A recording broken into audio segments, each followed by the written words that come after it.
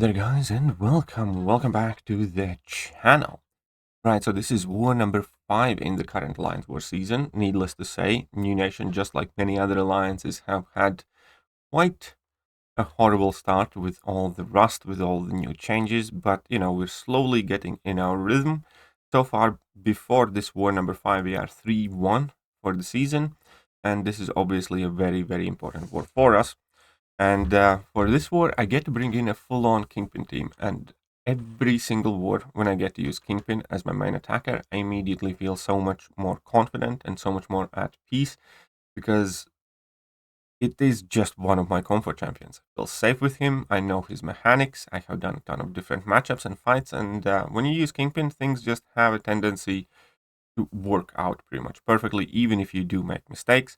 And especially if you do have that rare occasion when you can bring a full synergy team for Kingpin, including Mr. Sinister, that places a 5-second power lock on your opponents when they activate special attacks, so that can be tremendously helpful.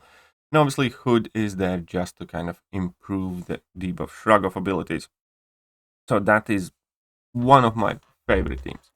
So the first fight here is Elsa, and whenever you see Elsa at the beginning of path, it is quite scary because if Elsa is placed with recoil masteries, then you have to have a mutant character to take her. So we actually had a teammate kind of like go and find another champion this same player had placed in order to make sure that there are no recoil masteries involved. Otherwise, I would probably have to adjust my team slightly. Or, yeah, well, I would have to adjust my team slightly because there's no way I would want to do this fight with Mr. Sinister rank 3. But since recoil masteries are not present, Kingpin is safe. And this fight is actually a bit sketchier than I thought it would be initially, because Elsa is a global attacker. So whenever we crit, she will gain the prowess, and the prowess will give her power gain. And obviously Elsa also purifies the non-damaging debuffs, which lets her purify my power lock from Mr. Sinister's synergy. It still helps slightly, because it takes her a bit of time to purify them. But you can see that that power gain is definitely noticeable and could easily get out of hand if I'm not careful. At the same time, if she does get to level 2, it's hardly the end of the world. And as long as I have degen active, I wouldn't even be too afraid of eating a special 3 from Elsa. And so slowly but surely, with me spamming level 1s, making sure that her attack is reduced, life's quite decent, life's good, and that Elsa goes down. And again, no drama there whatsoever. Now, this Absorbing Man fight, typically Kingpin is not necessarily the best champion for Absorbing Man, and a lot of it has to do with the fact that when I throw a heavy attack, I activate Unstoppable buff, which feeds Absorbing Man's Mystic Dispersion, and also I don't really have any direct counter to his regeneration. However, and I will actually make a couple of mistakes here as well. However, due to Mr. Sinister's synergy, I can punish his special attacks with my heavies super safely, because whenever he activates his special attack, he gets power locked for 5 seconds. And within those 5 seconds, I can throw my heavy without worries. Not only he doesn't gain power from Mystic Dispersion, he doesn't gain the power from the heavy attack itself. And as we can see here, his power is completely under control. And that completely transforms this entire matchup. Now here I hit another combo. This was a bit sloppy fight where I end up eating 2 full combos from Absorbing Man. But since it's Kingpin, he's just a mega chunky guy and life is good, and I'm going to still finish that fight with 90%. So this is just one of those things why Kingpin is one of my comfort champions. He can be super chunky, he can be super versatile, he can be super fast.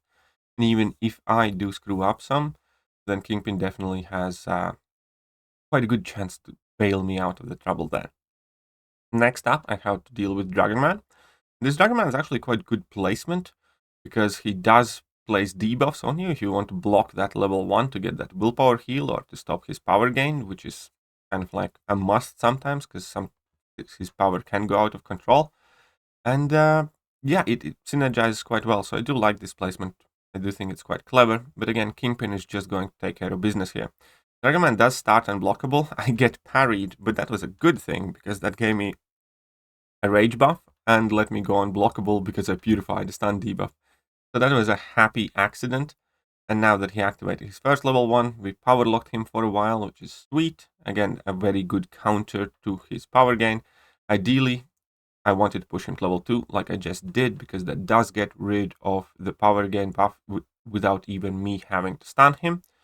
And now we're in control. As we could see, I could sneak in a parry here because I had purified all the debuffs on me, so he was not unblockable anymore at that time, which is again quite perfect. And as long as I'm going for my level 1s, and as long as the degen is active on Dragonman, I'm not even too afraid of eating a level 3 if need be. And here I took that hit in a block on purpose, just to get rid of his power gain buff again, just because he was not unblockable anymore due to Kingpin's abilities. And the fight's over in like a 57 seconds, so that was very straightforward and very well fought. So again, just so I don't have to reboost and do all that other stuff, I get my 25 unit energy. I need to start trying to buy those with loyalty, actually. I had completely forgotten that those existed, but I need to start trying to get as many of those as I can with loyalty. And now we have Scorpion, and Scorpion is a bit cheeky opponent. Obviously, that evade can be annoying, but Kingpin is like picture perfect counter for that Scorpion, because not only he reduces ability accuracy, thus reducing his chance to evade. Also, he can purify all the debuffs from Scorpion. Also, whilst Scorpion's attack is reduced, the sting damage is reduced, the time taking. And yeah, life's just good. Here I do have a poison on me. I throw my special, it barely does any damage. Everything's fine, and that Scorpion is just going down. Scorpion's health pool is actually very small. Scorpion feels like a very tanky champion due to his healing and very good block proficiency, but Scorpion actually has very small health pool, and that kind of, shows at times. And next up is the final fight I have in this war, and that is going to be against Lyzer's Korg. Now again, Kingpin is technically far from an ideal Korg counter. There's not much in Kingpin's kit that counters Korg. There really isn't, right? You don't have energy damage attacks or non-contact mediums, so I do need to find my light intercept and all that other stuff. But Kingpin's awesome. So here since I saw it's a 7-star Korg, I knew that you're not going to take too much damage back from it because it had to be a low sig one. So there I just chose to go in with a single medium to make the fight easy, to get it rolling, to get it started. And now that I have, you can see it go pretty much perfectly. Pushing him to level 2, sweet. Now we're punishing that level 2 with light attacks. We're getting some dash back light intercepts. Got another light intercept here. Throw my level 1 to mitigate, how many hazard chip debuffs I proc and also reduce Korg's attack. He's power locked again, sweet.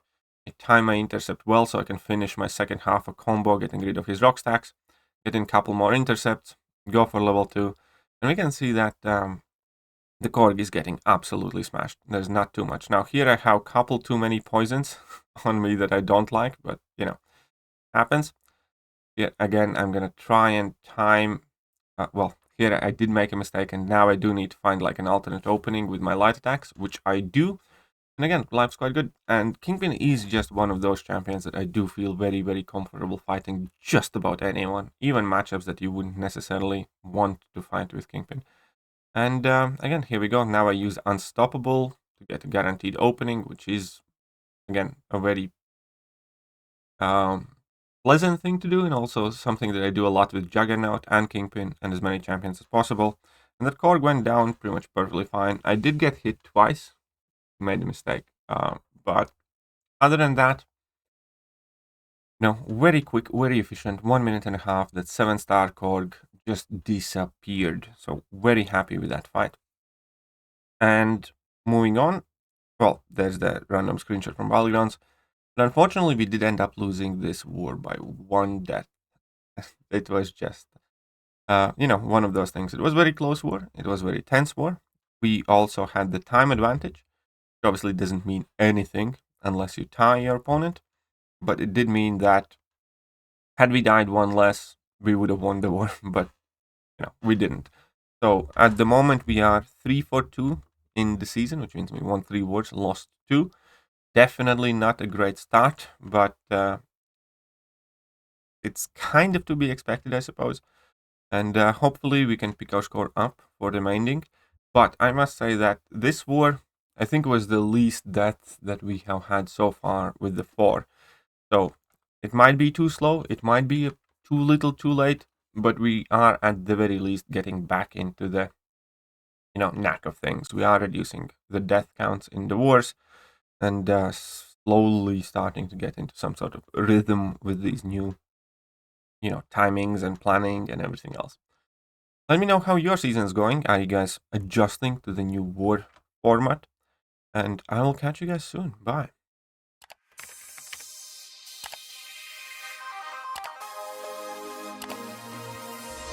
Hello there guys and welcome back to the channel. So we have all the information about